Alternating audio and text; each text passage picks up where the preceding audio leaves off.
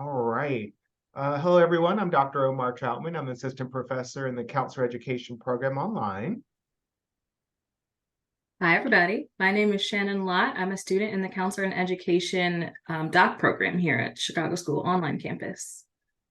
Right. We're doing 10 big questions today. So we're going to start off with, so there's an African proverb that states that if we stand tall, it is because we stand on the shoulders of many ancestors. What family members and our mentors have allowed you to stand on their shoulders? Well, that's a great question. I would definitely say my mom. My mother has always been a superhero, an absolute rock star in my life.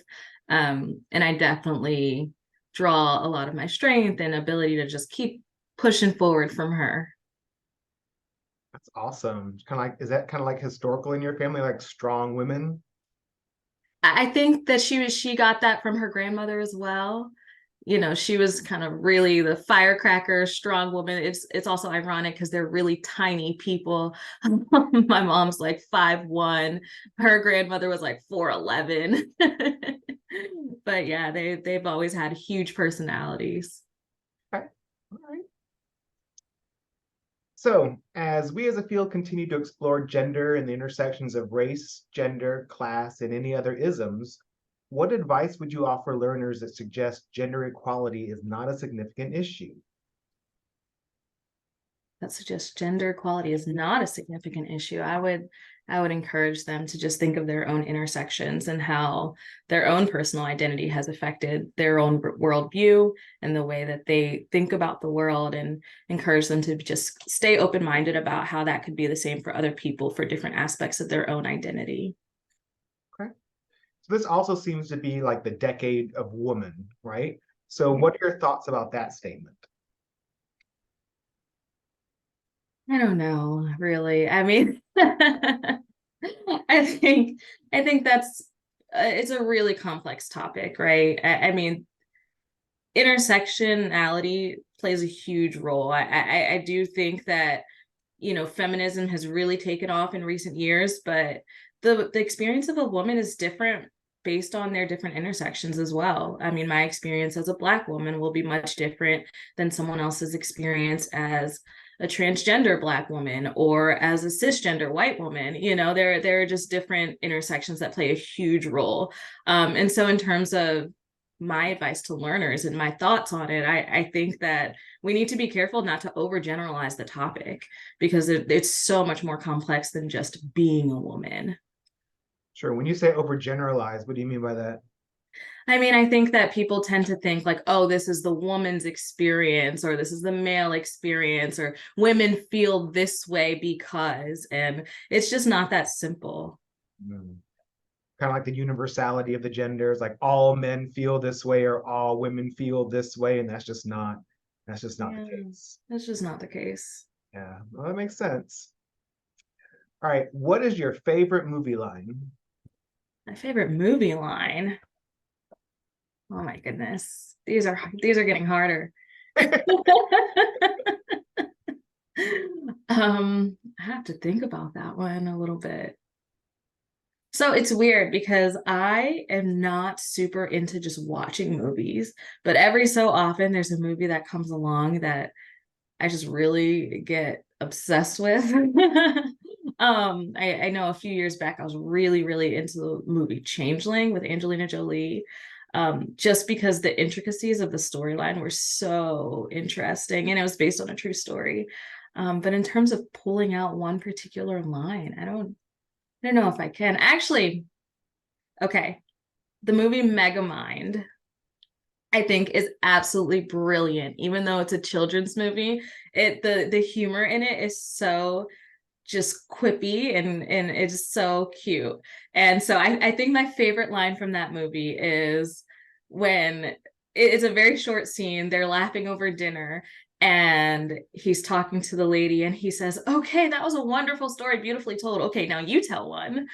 And I just think that is so funny. I have to check that one out. That's pretty cool. All right. Yeah.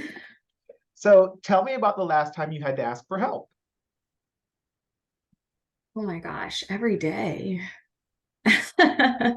um, I guess the last time is probably, I guess, in the professional setting. We're having a lot of changes. We have a lot of regulatory visits, and so I work in the inpatient setting, and we have a lot of regulatory visitors constantly in DC. Probably more so than other cities. They just pop up, they show up, they stay for a long time, and it's very difficult, and we get a lot of action plans to improve our quality of care and everything. And so the last time I had to ask for help was probably I was in the midst of doing all these chart audits, and I had committed to doing something else on the unit, and I couldn't make it all work in the same day, so I had to ask one of my staff to help me out. He said he had a little bit of extra time, so I had to delegate. You're there. You said chart audits, and I just got a chill in my spine. 'Cause I'm like, oh God, I hated those. Yeah. Those were I just not know. fun. And if it was a particularly bad chart, it was like, oh God. Oh my gosh, yes. We have to do a minimum of 30 chart audits per month. Wow. So it's tough. Yeah, we had like 10 per quarter, but all right. Oh wow. That's a lot. Yep. That's a lot of QA there, huh? Yeah, it is. Okay. Let's see. What is the first thing you notice when you meet someone?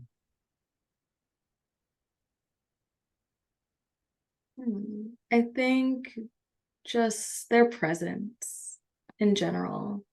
I think I just noticed, whether they're warm and welcoming, whether they're smiling or not smiling, or there's a firm handshake, just whether they seem comfortable being in the setting that they're in, or things like that. There's no one thing in particular, just I just noticed the person. Like the person in their totality and kind of how they fit in Exactly. the environment. Yeah, yeah. Okay. What's your favorite Disney song? Probably I'll Make a Man Out of You by it's from Mulan. I was totally obsessed with that movie. And my brother, who's 8 years older than I, so he was like a teenager when that song came out. And we would run around the house like dancing and singing to that song. And that's back when cassette tapes were still a thing. And so we rewinded it so many times that we broke the tape. So that song always brings back really fond memories for me. That's awesome. It's cool that you were able to enjoy that with a sibling too. It wasn't just you. Yeah. That's cool. All right. What is your favorite holiday to observe? Favorite holiday? I would say I'm torn between Thanksgiving and Christmas, but I think Thanksgiving. What is it about Thanksgiving? Thanksgiving because I always make it home well, I try to. I've missed a few Thanksgivings, but I always make it home, and it's just a really nice time. I would have said Christmas because I do love Christmas, but I get a little stressed out having to buy gifts, and I'm a last minute shopper, and I hate shopping, and I always am running around and stressed on the day of and trying to cook, and I host at my house, but on Thanksgiving, I'm not hosting. I'm home with my family, there's good food, and it's just a really nice time. And I don't live near my family anymore, so it's nice that I always get a chance to just be home. And that's the one time of year that I know I can always count on spending time together. That's cool. Is it like a huge gathering for your family for Thanksgiving? Not always. I mean, sometimes we see some of the more extended family, but for the most part, sometimes it's pretty much just my immediate family. So it's intimate and it's nice. Okay, awesome. What was one of the biggest challenges you've had to overcome? And what was that experience like for you? Biggest challenges.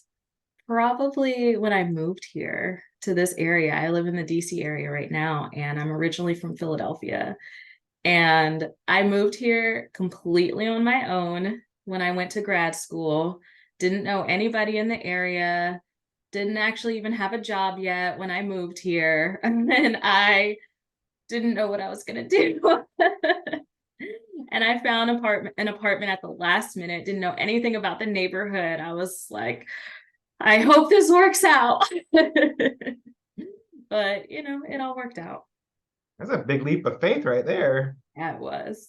It definitely was. What made you decide on DC? I didn't want to be in Philly because I had grown up in Philly my whole life, but I still loved the idea of a big city.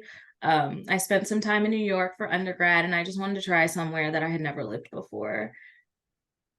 Okay, awesome. Where do you see the greatest need for advocacy in our field? There's so many. I don't even. I think I'm most passionate about forensic mental health services.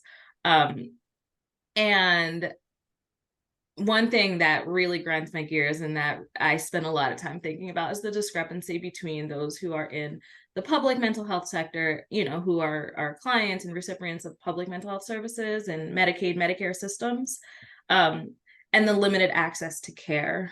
So there's one case that's always on my mind. A patient that we have who kind of bounces in and out of the hospital. Has a really complex trauma history. Doesn't enjoy coming to the hospital, but he's had both voluntary, involuntary admissions, many of them over very short windows of time. And I just think about all of the trauma specialists that we're aware of and all of these private providers who won't accept his insurance, and he's just bouncing in and out of the hospital. And I had a conversation with one of my staff the other day, and she's like, I think we've done all that we could do for him. And I'm like, but that's not true. We haven't done all that we could do. We've done all that his insurance will pay for, and that's much different. And so I think in terms of advocacy, I think just advocating for greater access to care, because the most highly skilled professionals are not working with these clients who really need that type of intensive trauma work. So Yeah, that was always something that kind of got to me about community mental health and mhm. those who are on Medicaid, Medicare. I'm like, okay, so you've given them something, but not really enough to actually fix the problem. It's a Yep, very weak off-brand Band-Aid, absolutely. and I'm like, they need comprehensive systemic help, and Yeah, not just what can be minimally provided to keep them stable. It just doesn't. right. And it's not even keeping them stable. They're bouncing in and out of hospitals, and then these agencies are fighting with each other, pointing fingers instead of working together for a solution. Yeah, and what's crazy is that we're spending more money by not giving them the care that they Oh need, yeah. spending the money up front and do preventative care to make Yeah. sure they don't get there. It's like, well, okay, I guess we'll get there eventually. It's like Yeah, logic. I mean, we have people, we'll get with that patient in particular, like we have the insurance company, the ACT team emailing us. We have the Department of Behavioral Health is emailing us about this patient. The ombudsman is emailing us. There's so many different agencies. We had an outpatient committed, and then they let that expire because it wasn't really helping anyway. Just all of these systems, and somehow he still doesn't really have a stable therapist. Like, it's just things like that. We're not doing all that we can do. We just have a lot of agencies involved. That's it. When there's a problem, we'll just create another agency to take care of that. But we're not going to tell it how to play with the other agencies, Yeah. or give them the funding that they need. Mm-hmm. It's another agency. Mm-hmm. Mm-hmm. Oh my God. Okay. Last question. What traditional stereotype angers you? Uh, I have to think about that one a little bit. What traditional stereotype angers me? Well, there's one that came up recently for me. So my husband, he was at work, and I meal prep for him. So I make his wraps in the morning for breakfast and blah blah blah. And so he's at work and he's eating his wrap, and someone asked him, "Oh, is your wife Hispanic?" And he's like, no, she's not. And they're like, oh, I just thought since she cooked for you that she was Hispanic. And I was like, what does that supposed to mean?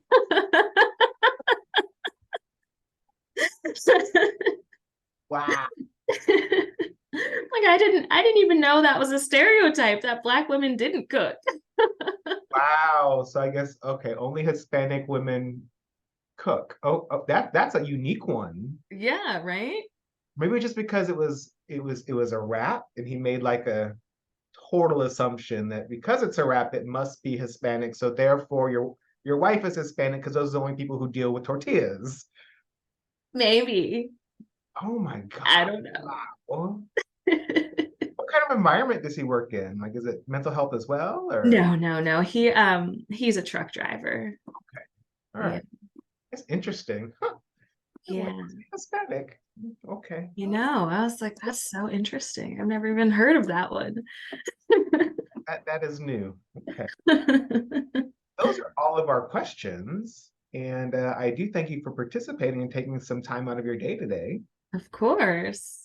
Awesome, awesome. So I'm going to stop our recording.